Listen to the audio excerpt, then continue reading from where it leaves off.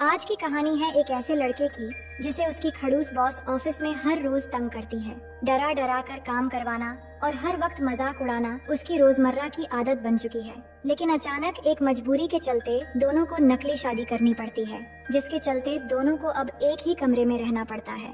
और तभी वो लड़का अपनी स्मार्ट और मजाकिया चाल से अपनी तंग करने वाली बॉस से थोड़ा बदला लेना शुरू करता है और ऐसी ऐसी हरकतें करता है जो देखेंगे हम आज की इस पूरी कहानी में। हेलो दोस्तों, मेरा नाम है इशिता और कहानी की शुरुआत होती है मार्गरेट नाम की एक खूबसूरत स्मार्ट लड़की से, जो एक बुक पब्लिशिंग कंपनी में एडिटर है।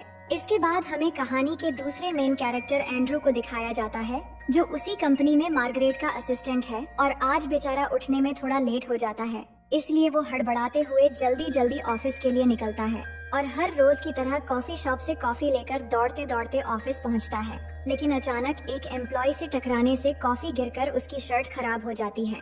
उधर मार्गरेट अभी तक रास्ते में थी, तो एंड्रू जल्दी से अपनी शर्ट एक दूसरे एम्प्लॉय के साथ एक्सचेंज कर लेता है, क्योंकि मार्गरेट कोई भी गड़बड़ी पसंद नहीं करती। ऑफिस में एक अजीब रूल चलता था, जिसमें मार्गरेट के अंदर आते ही फर्स्ट पर्सन तुरंत सबको मैसेज भेजता था कि चुड़ैल आ गई है, और फौरन सब लोग डर के मारे काम पे लग जाते थे, क्योंकि मार्गरेट काफी स्ट्रिक्ट थी और उसके सामने कुछ भी उल्टा सीधा नहीं चलता था, जिसके चलते सब उसके पीठ पीछे उसे खड़ूस बुलाते हैं। केबिन में पहुंचते ही एंड्रू मार्गरेट को कॉफी देता है और आज का टू डू लिस्ट याद दिलाता है, ताकि मैडम का विच मोड ऑन न हो जाए। मार्गरेट चाहती थी कि एक आर्टिस्ट उनकी कंपनी के लिए बुक लिखे।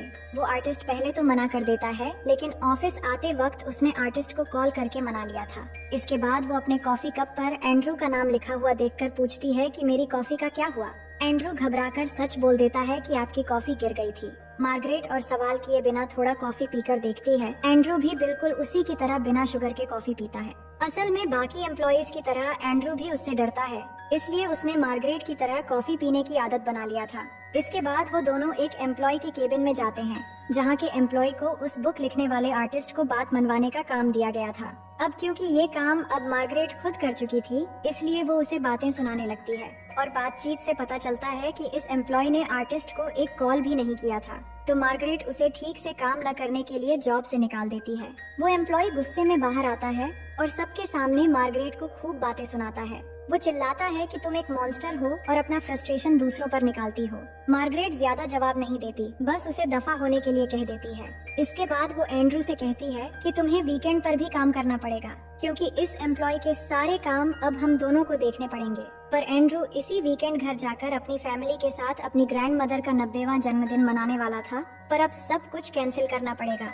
इसके बाद मार्गरेट को उसके बॉस बुलाकर कहते हैं कि इमिग्रेशन ऑफिसर का फोन आया था और वो तुमसे कुछ सवाल पूछना चाहते हैं। दरअसल मार्गरेट कनाडा से बिलोंग करती है और यहाँ अमेरिका में जॉब करती है। अब वो काम में इतनी बिजी थी कि उसे पता ही नहीं चला कि उसका वीजा कब का एक्सपायर्ड हो चुका है, और अब इसी वजह से उसे डिपोर्टेशन का चार्ज लग सकता है। अब वो टेंशन में आ जाती है कि वो क्या करेगी। अगर वीजा हेरा फेरी में वो डिपोर्टेड हो जाती है तो इस जॉब से हाथ धो बैठेगी। तभी एंड्रू भी वहाँ आ जाता है, जिसे देखते ही मार्गरेट के दिमाग में एक खुराफाती आइडिया आता है।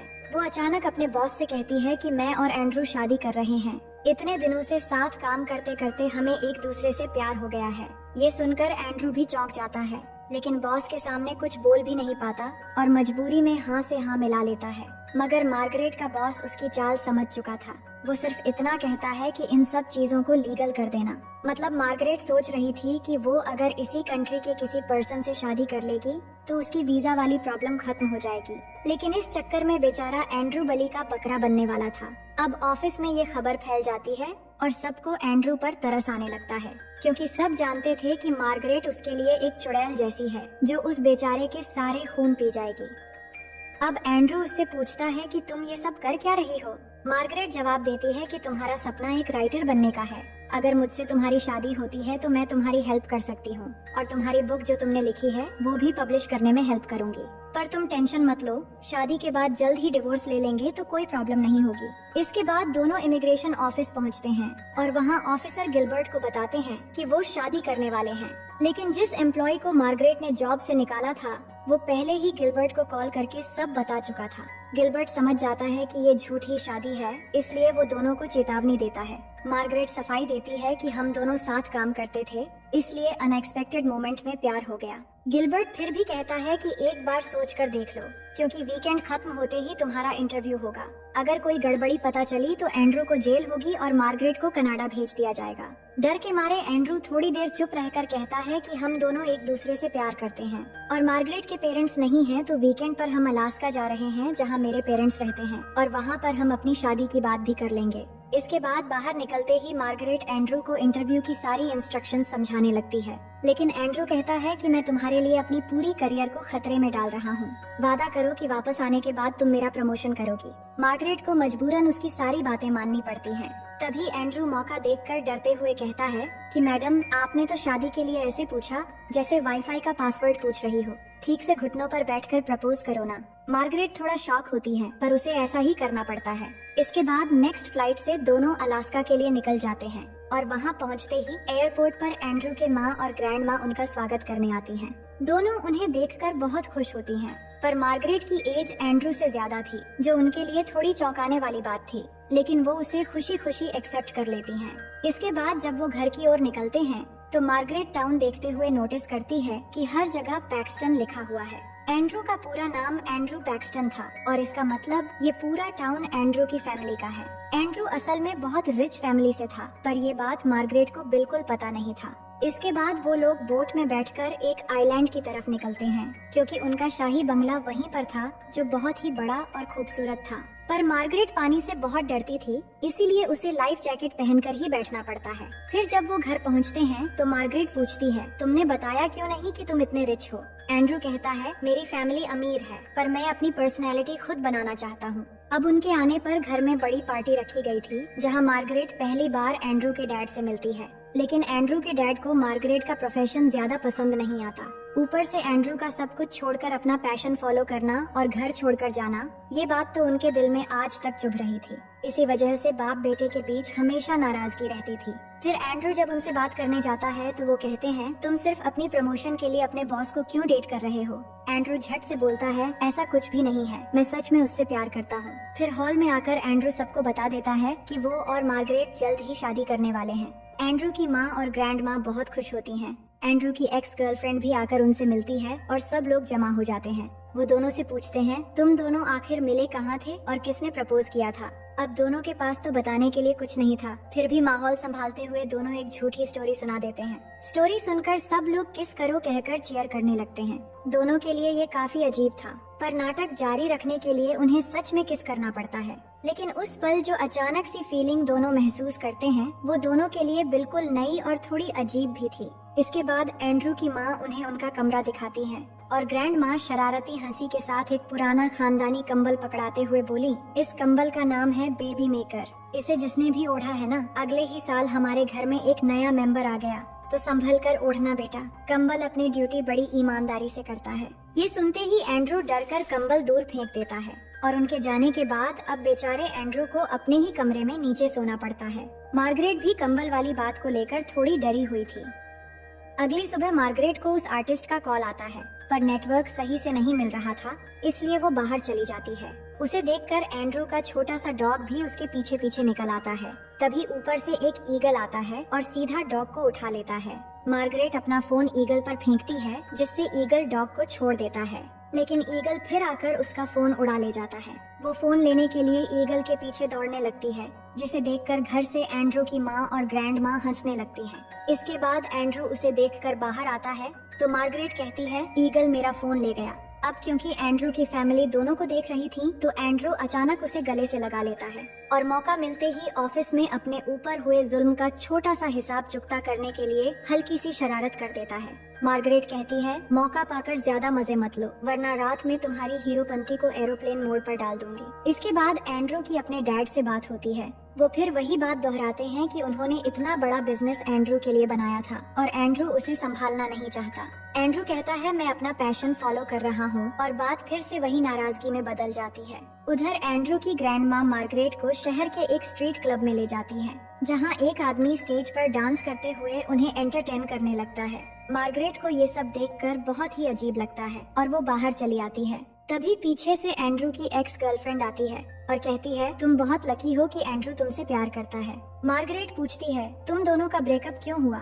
वो कहती है हम हाई स्कूल के टाइम से डेट कर रहे थे, लेकिन फिर एंड्रू न्यूयॉर्क जाकर अपना पैशन फॉलो करना चाहता था और साथ में मुझे भी ले जाना चाहता था, लेकिन मैंने मना कर दिया और 3 साल के गैप में ऐसे ही हम दोनों अलग हो गए। फिर घर लौटने के बाद एंड्रू को गुस्से में देखकर उसकी माँ तुरंत उसके डैड के पास जाकर कहती है तुम्हारी वजह से एंड्रू 3 साल बाद घर लौटा है। अगर इस बार तुम्हारी वजह से कुछ हुआ तो मैं भी हमेशा के लिए तुमसे दूर चली जाऊंगी। मार्गरेट ये सब चुपके से सुनकर अपने कमरे में चली जाती है और शावर लेने लगती है, पर अचानक ध्यान आता है कि उसके पास तो टॉवल नहीं है। उधर एंड्रू हेडफोन लगाकर कमरे में आता है और शावर लेने के लिए तैयार होने लगता है। मार्गरेट कोई कमरे में नहीं होगा समझकर टॉवल लेने बाहर निकलती है, लेकिन डॉग उसका रास्ता रोकने लगता है। पर जैसे तैसे वो बाहर आती है, लेकिन तभी हड़बड़ी में वो फिसलकर सीधे एंड्रू पर जा गिरती है। दोनों बिल्कुल बिना तैयारी के थे। ये माहौल दोनों के लिए इतना अजीब और शर्मनाक था कि मार्गरेट कहती है पहले अपने डॉग की देखभाल कर लो, उसी ने मुझे धक्का दिया था, वरना मैं तुम्हारे ऊपर ऐसे नहीं गिरती। इसके बाद रात के वक्त दोनों में बातें होने लगती हैं। तभी मार्गरेट एक गाना गुनगुनाती है और इसके बारे में एंड्रू से पूछती है। एंड्रू कहता है मुझे ये गाना पता नहीं, तो मार्गरेट मुस्कुराकर कहती है कि ये एक बहुत फेमस बैंड का गाना है और वो पूरा गाना गा देती है।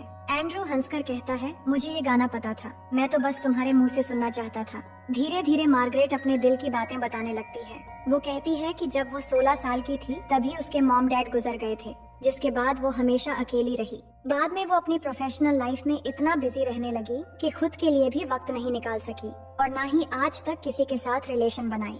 एंड्रू ये सुनकर उसके लिए बहुत बुरा फील करता है। अगली सुबह एंड्रू की माँ उनके लिए ब्रेकफास्ट ले आकर दरवाजा नॉक करती है, इसलिए वो जल्दी जल्दी एक ही बेड में साथ होने का नाटक करने लगते हैं। माँ उन्हें ब्रेकफास्ट देने आती है तो उसके पीछे एंड्रू के डैड भी आते हैं और कहते हैं अगर तुम दोनों शादी करने ही वाले हो तो इसी वीकेंड पर कर लो, ग्रैंड माँ को भी अच्छा लगेगा। पहले तो दोनों मना करते हैं, लेकिन तभी ग्रैंड माँ आकर कहती हैं अगर मैं चल बसी तो तुम्हारी शादी नहीं देख पाऊंगी, और इस बात पर दोनों मना नहीं कर पाते और राजी हो जाते हैं। सबके चले जाने के बाद एंड्रू परेशान होने लगता है कि सबको सच का पता चल गया तो बहुत बुरा होगा।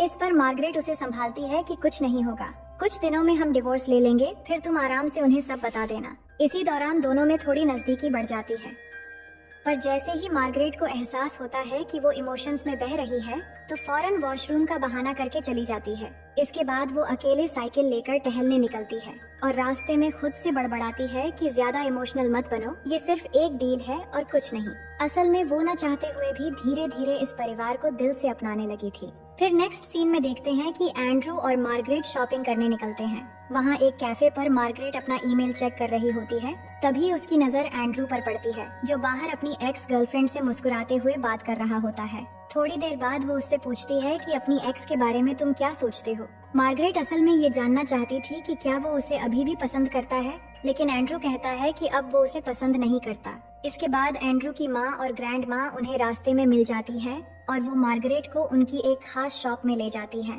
वहाँ ग्रैंड माँ एक खूबसूरत और खानदानी वेडिंग ड्रेस निकालती है और कहती हैं मैंने भी अपनी शादी में यही पहना था और मैं चाहती हूँ कि तुम्हारी शादी में भी तुम यही ड्रेस पहनो। फिर वो एक नेकलेस देकर बताती हैं कि ये उनकी ग्रैंड माँ की शादी से लेकर अब तक चला आ रहा है और वो अपनी डॉटर इन लॉ को वो सारी खुशी देना चाहती हैं जो उन्हें इस परिवार से मिला है।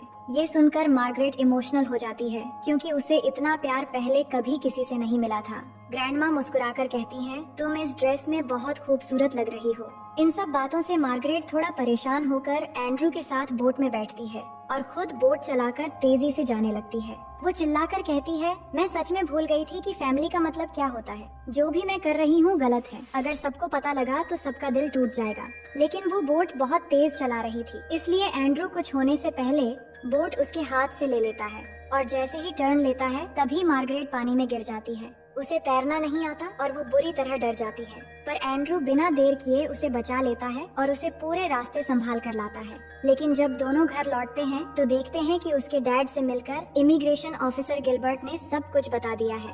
गिलबर्ट दोनों से कहता है तुम दोनों अब भी सच बता दो तो ये मामला मैं यहीं पर संभाल लूंगा। पर एंड्रू गुस्से में कहता है कि सच्चाई हमने पहले ही बता दिया था कि हम एक दूसरे से प्यार करते हैं और अब अगली मुलाकात हमारी शादी में होगी। बाद में मार्गरेट पूछती है तुम मेरे लिए ऐसा क्यों कर रहे हो। एंड्रू कहता है अगर तुम मेरी जगह होती तो तुम भी यही करती। तभी ग्रैंड माँ आकर दोनों से कहती हैं, आज वेडिंग नाइट है, इसलिए आज तुम दोनों एक साथ नहीं सो सकते। मार्गरेट मेरे कमरे में रहेगी क्योंकि ये हमारी फैमिली ट्रेडिशन है। इसके बाद अगले दिन वेडिंग सेरेमनी शुरू होती है जहाँ सब लोग मौजूद होते हैं। ग्रैंड माँ मार्गरेट को लेकर स्टेज में आती हैं और शादी होने वाली होती है। लेकिन इस बीच मार्गरेट डिसाइड कर लेती है कि सबको धोखा देने से अच्छा इसी वक्त वो सब कुछ सच सच बता देगी। एंड्रू मना करता है पर वो खुद को रोक नहीं पाती और सबके सामने बोल देती है कि ये शादी एक बिजनेस डील है। मैं अपने मतलब के लिए एंड्रू से शादी कर रही थी ताकि मेरी एक्सपायर्ड वीजा वाली प्रॉब्लम खत्म हो जाए। पर यहाँ आकर मुझे एहसास हुआ कि एक खुशहाल परिवार दुनिया की सभी कीमती चीजों से अनमोल होता है।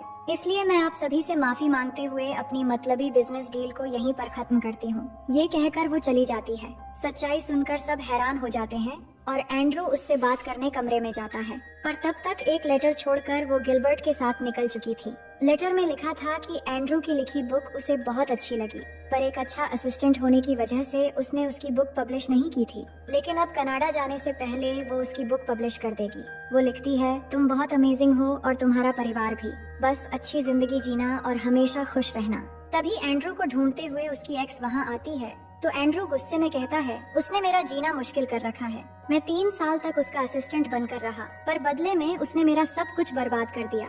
एक्स कहती है कि सबको धोखा देने से पहले मार्गरेट ने सच्चाई बताने का फैसला किया और यही चीज साबित करती है कि वो तुमसे सच में प्यार करती है, इसलिए उसे ऐसे ही जाने मत दो। ये सुनकर एंड्रू उसे रोकने के लिए निकलने लगता है, लेकिन उसके डैड उसे रोकते हैं और दोनों में बहस शुरू हो जाती है। ये सब देखकर ग्रैंड माँ को हार्ट अटैक आ जाता है और सब लोग उन्हें तुरंत प्लेन से हॉस्पिटल ले जाने लगते हैं। रास्ते में वो कहती हैं कि तुम दोनों की सोच भले ही अलग हो, लेकिन आज मुझसे प्रॉमिस करो कि कभी भी एक दूसरे से नहीं लड़ोगे और हमेशा परिवार का हिस्सा बनकर साथ रहोगे। दोनों प्रॉमिस करते हैं तो अचानक वो उठकर बैठ जाती है और पता चलता है कि वो हार्ट अटैक का नाटक कर रही थी ताकि जल्दी से एयरपोर्ट पहुंच सके। फिर वो पायलट से कहती है कि हमें तुरंत एयरपोर्ट ले चलो, नहीं तो मेरी बहू चली जाएगी। लेकिन जब वो एयरपोर्ट पहुंचते हैं तो मार्गरेट की फ्लाइट जा चुकी होती है। सब लोग उदास हो जाते हैं, पर माँ कहती है कि मार्गरेट का इस तरह सच्चाई बताकर जाना मतलब वो एंड्रू से प्यार करती है, इसीलिए अब एंड्रू खुद जाकर उसे ले आएगा। इसके बाद मार्गरेट के ऑफिस का सीन देखते हैं जहां वो अपना सामान पैक कर रही होती है। तभी एंड्रू वहां पहुंचता है और सबके सामने कहता है कि मैं 3 साल तक तुम्हारा असिस्टेंट बनकर रहा। उस वक्त मेरा मन करता था कि तुम्हारा गला दबाकर मार दूं, लेकिन अब मैं तुम्हें जानने लगा हूँ और तुमसे बहुत प्यार करता हूँ। हम दोनों एक हो जाएं, ये तुम भी चाहती हो पर कहने से डरती हो। अब मैं तुम्हें जो भी कहूँगा बस हाँ या ना में जवाब देना। जिसके बाद वो शादी के लिए प्रपोज करता है और मार्गरेट भी हाँ कह देती है। ये मोमेंट सबके लिए शॉकिंग होता है क्योंकि सारे लोग एक बॉस और असिस्टेंट के प्रपोजल सीन को देख रहे थे। फिर सबके सामने दोनों एक दूसरे को किस करते हुए अपने प्यार का इजहार करते हैं। अब कहानी के आखिर में उनकी इमिग्रेशन इंटरव्यू दिखाया जाता है जहां वो एक दूसरे के बारे में सारे सवालों का जवाब दे देते हैं। इससे उनकी शादी लीगली अप्रूव हो जाती है और इसी के साथ ये कहानी यहीं पर खत्म हो जाती है। तो दोस्तों, मैं उम्मीद करती हूँ कि ये कहानी आपको बेहद पसंद आई होगी।